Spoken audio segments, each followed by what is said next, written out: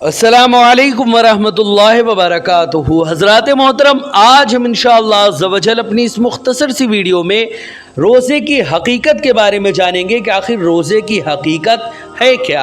हज़रात मोहतरम, नमाज, रोज़ा, हज, ज़कात और तौहीद और रिसालत ये इस्लाम के अरकान हैं कि इनके बग़ैर इस्लाम का तसव्वुर ही नहीं किया जा सकता। हज़रात मोहतरम, रोज़ा एक ऐसी इबादत है कि जो दिखती तो नहीं है, लेकिन ऐसी इबादत है जिसके बारे में अल्लाह के रसूल ने फरमाया कि अल्लाह ख़ुद रोज़े के बारे में कहता है, हर इबादत की बदला है, हर इबादत की जज़ा है। लेकिन रोज़े का जब ज़िक्र आया तो अल्लाह ने फरमाया कि रोज़े की जज़ा मैं ख़ुद हूँ, मैं ख़ुद रोज़े की जज़ा दूँगा। हज़रात मोहतरम, नमाज़ पढ़ने से ये सवाब, ज़कात देने से ये सवाब, लेकिन रोज़े का ज़िक्र जब आया तो अल्लाह ने ख़ुद फरमाया कि रोज़े की जज़ा मैं ख़ुद हूँ। यानी अगर कोई इंसान अल्लाह की रज़ा के लिए रमज़ान के रोज़े रखता है, नवाफिल रोज़े रखता है, तो वो सिर्फ़ सवाब ही नहीं पाता, ख़ुद अल्लाह रब्बुल इज़्ज़त का मुक़द्दस बंदा बनते हुए ख़ुद अल्लाह को वो पा लेता है, अल्लाह का वली बनते हुए नज़र आता है।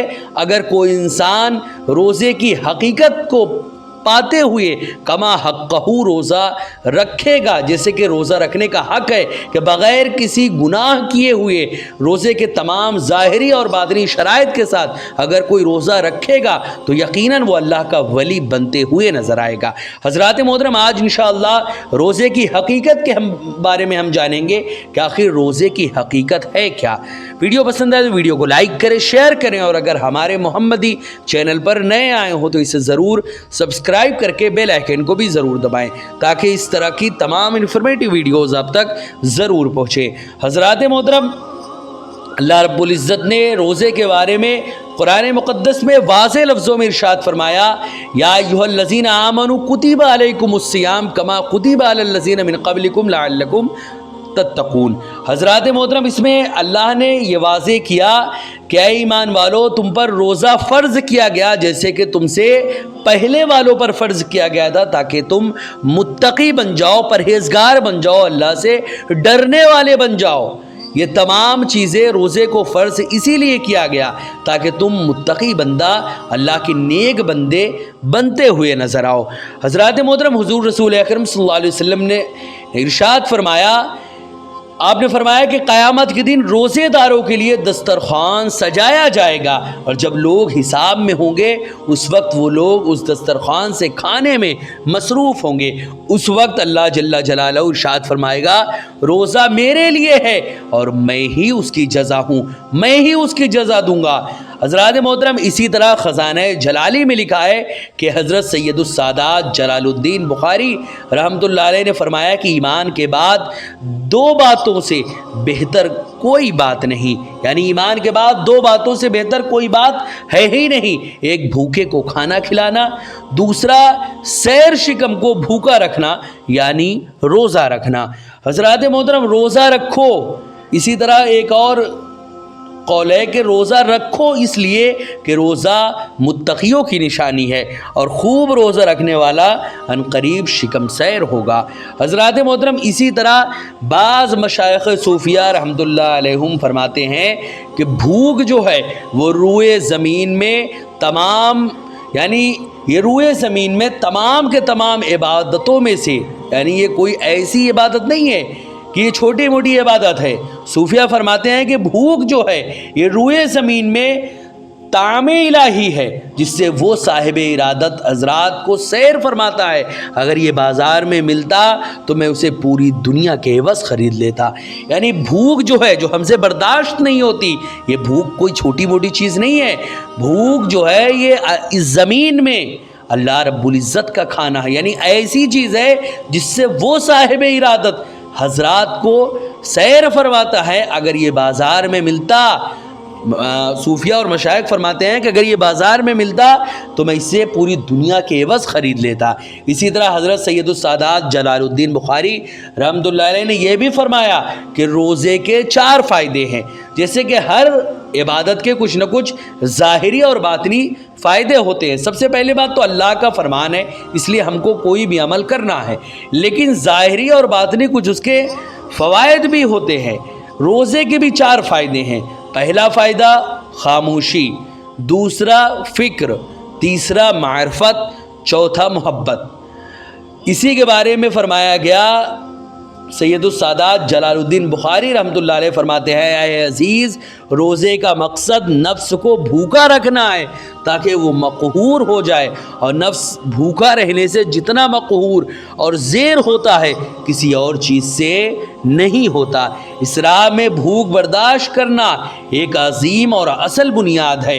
حضور رسول اکرم صلی اللہ علیہ وسلم نے ارشاد فرمایا کہ بھوکے کی ہنسی شکم سیر کے رونے سے بہتر ہے۔ حضرات محترم، اسی طرح ایک اللہ والے فرماتے ہیں کہ جب سے اسلام میں نے قبول کیا تب سے لے کر میں نے اپنے گھر میں 1 دن اور 1 رات کا کھانا جمع کر کے نہیں رکھا، شکم سیر ہو کر نہیں کھایا، اس لیے کہ شکم سیری کی جو ہے وہ کنیت ابو الکفر ہے، یعنی اگر کوئی انسان خوب زیادہ پیٹ بھرا رہتا ہے تو وہ کفر اور گناہوں کی جانب، ان تمام چیزوں کی جانب جاتا ہے جو اس کا نفس اس سے کرواتا ہے۔ تو شکم سیری کے بارے میں انہوں نے کیا کہا؟ شکم سیری کی کنیت ابو الکفر ہے۔ اس فقیر کی پیر دستگیر یعنی مخدوم شاہ مینا قدس سرہ برابر یہ شعر پڑھتے تھے کہ بھوک کو اپنی خوراک بنا لو تاکہ حق تعالیٰ کی بارگاہ کے مقبول ہو جاؤ، اور جب اللہ رب العزت کی بارگاہ میں مقبولیت حاصل ہو جائے اس وقت اس شرف پر ساری مخلوق کے سامنے ناز کا مظاہرہ کرو۔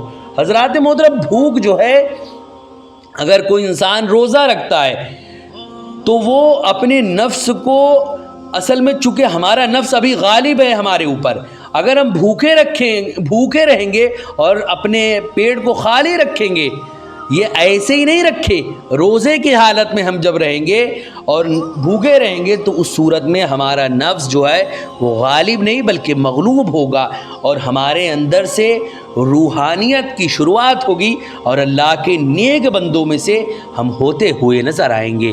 حضرات محترم، حضور رسول اکرم صلی اللہ علیہ وسلم نے ارشاد فرمایا، بہت سے روزے دار ایسے بھی ہیں جن کو بھوکے پیاسے رہنے کے سوا کچھ حاصل نہیں ہوتا۔ حضرات محترم، اس حدیث کی شرح میں ایک قول یہ ہے کہ اس سے مراد ایسا انسان ہے جو دن بھر بھوکا پیاسا رہتا ہے اور شام کو حرام چیز سے افطار کرتا ہے۔ حضرات محترم، حضور صلی اللہ علیہ وسلم کی اس فرمان کے کئی سارے مطلب ہیں، ان میں سے ایک مطلب، سب سے پہلا مطلب تو یہ ہے کہ بہت سے روزے دار ایسے بھی ہیں جن کو بھوکے پیاسے رہنے کے سوا کچھ حاصل نہیں ہوتا، یعنی وہ روزہ تو رکھتے ہیں لیکن اس سے صرف ان کو بھوک پیاس لگتی ہے، ان کو کوئی مقام و مرتبہ، ان کو کوئی روحانیت یا ان کو کوئی اللہ رب العزت کی رحمت حاصل نہیں ہوتی۔ کیوں نہیں حاصل ہوتی؟ کیونکہ وہ روزہ تو رہتے ہیں لیکن گناہ کرنا نہیں چھوڑتے، روزہ بھی ہے جھوٹ بھی بولتے ہیں، روزہ بھی ہیں چگلی، غیبت، عیب جوئی، فریب، دغا بازی، مکاری، عیاشی، ریا، کفر، شرک جیسے تمام کے تمام گناہوں میں ہمیشہ ملوث ہم رہتے ہیں۔ یہی وجہ سے ہمارا روزہ فقط بھوکے اور پیاسے رہنے کے سوا کچھ بھی نہیں ہے۔ اسی طرح حدیث میں اس کی شرح یہ بھی کی گئی ہے کہ اس سے مراد ایسا انسان ہے جو دن بھر تو بھوکا پیاسا رہتا ہے اور شام کو حرام چیز سے افطار کرتا ہے۔ حضرات محترم، حلال روزی کی اہمیت شریعت میں بہت زیادہ ہے۔ اربوں خربوں حرام سے ہزاروں بلکہ سینکڑوں روپے حلال کے بہتر ہیں۔ یہ ہمیشہ ذہن میں رکھے کہ اگر ہمارے پاس خربوں روپے ہیں جو کہ حرام کے ہیں لیکن سینکڑوں روپے ہیں جو کہ حلال کے ہیں، تو وہ خربوں روپے سے وہ 100 روپے جو ہمارے پاس موجود ہے وہ اس خربوں روپے سے زیادہ بہتر ہے، کیونکہ وہ حلال اور جائز کمائی ہے۔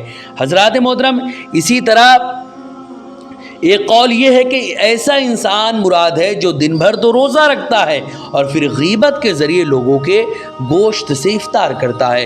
ایک قول یہ بھی ہے کہ ایسا انسان اس سے مراد ہے جو اپنی نگاہ نیچے نہیں رکھتا اور مخلوق سے اپنی زبان کو محفوظ نہیں رکھتا، یعنی اپنی نگاہیں ادھر ادھر بھٹکاتا رہتا ہے اور جو منہ میں آتا ہے بکتا رہتا ہے۔ اس کے بعد مزید فرمایا کہ اے عزیز، روزے کے 3 درجے ہوتے ہیں۔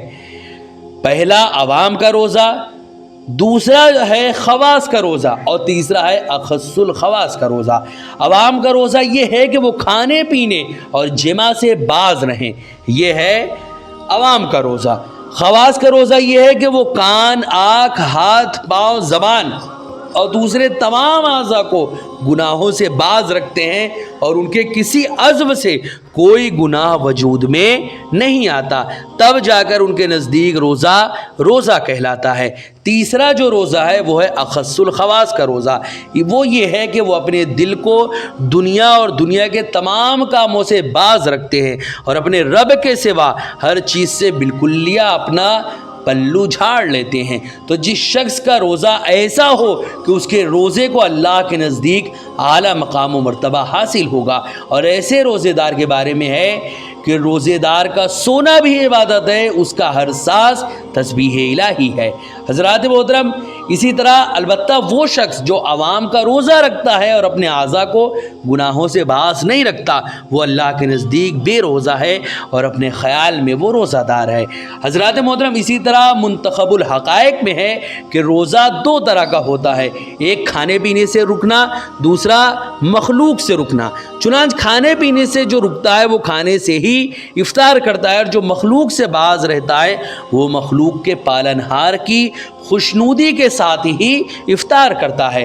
اسی طرح ایک قول جو ہے وہ یہ بھی ہے کہ صوم میں 3 حروف ہیں اور ہر حرف ایک معنی کو بتاتا ہے۔ چنانچہ سب سے پہلے ہے صاد، یہ گناہوں سے نفس کی سیانت و حفاظت کو بتاتا ہے۔ دوسرا ہے واو، یہ اعضاء کی ولایت یعنی اس کو اطاعت الہی پر لگانے میں ہے، اور تیسرا ہے میم، اس بات کا اشارہ ہے اس میں کہ جب تک موت نہ آ جائے تب تک اس کی عبادت میں مداوت کرنی چاہیے۔